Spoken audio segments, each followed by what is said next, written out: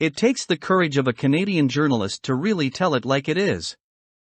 Apparently, no journalist in the US has the courage to say these things this clearly. I don't think any US journalist has written as tough and spot on a portrayal of the threat facing us as this Canadian, Andrew Coyne of the Toronto Globe and Mail. Nothing mattered, in the end. Not the probable dementia, the unfathomable ignorance, the emotional incontinence, not, certainly, the shambling, hate-filled campaign, or the ludicrously unworkable anti-policies. The candidate out on bail in 4 jurisdictions, the convicted fraud artist, the adjudicated rapist and serial sexual predator, the habitual bankrupt, the stooge of Vladimir Putin, the man who tried to overturn the last election and all of his creepy retinue of crooks, ideologues, and lunatics. Americans took a long look at all this and said, yes please. There is no sense in understating the depth of the disaster. This is a crisis like no other in our lifetimes. The government of the United States has been delivered into the hands of a gangster whose sole purpose in running, besides staying out of jail, is to seek revenge on his enemies.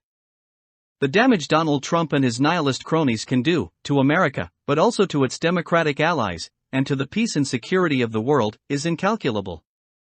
We are living in the time of Nero. The first 6 months will be a time of maximum peril.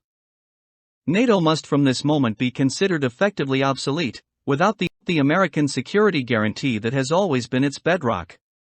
We may see new incursions by Russia into Europe. The poor Ukrainians are probably done for, but now it is the Baltics and the Poles who must worry, before the Europeans have time to organize an alternative. China may also accelerate its Taiwanese ambitions. At home, Mr. Trump will be moving swiftly to consolidate his power.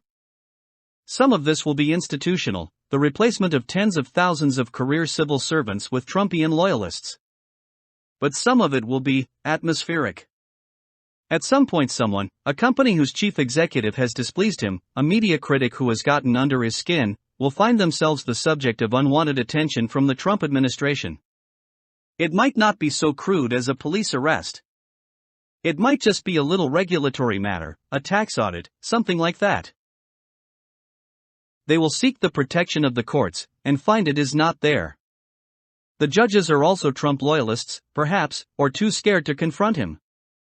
Or they might issue a ruling, and find it has no effect, that the administration has called the basic bluff of liberal democracy, the idea that, in the crunch, people in power agree to be bound by the law, and by its instruments the courts, the same as everyone else. Then everyone will take their cue.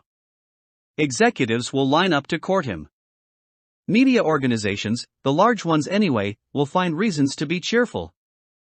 Of course, in reality things will start to fall apart fairly quickly. The huge across-the-board tariffs he imposes will tank the world economy. The massive deficits, fueled by his ill-judged tax policies, he won't replace the income tax, as he promised, but will fill it with holes, and monetized, at his direction, by the Federal Reserve, will ignite a new round of inflation.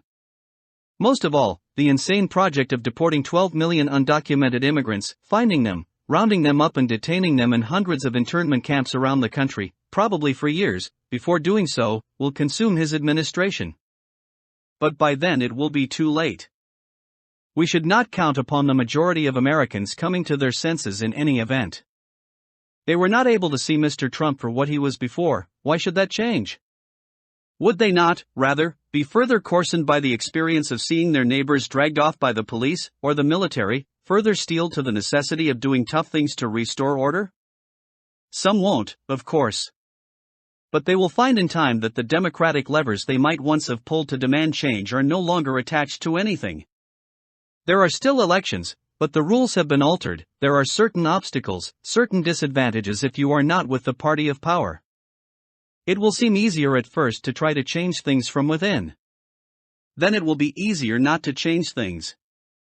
All of this will wash over Canada in various ways, some predictable, like the flood of refugees seeking escape from the camps, some less so, like the coarsening of our own politics, the debasement of morals and norms by politicians who have discovered there is no political price to be paid for it. And who will have the backing of their patron in Washington. All my life I have been an admirer of the United States and its people. But I am frightened of it now, and I am even more frightened of them.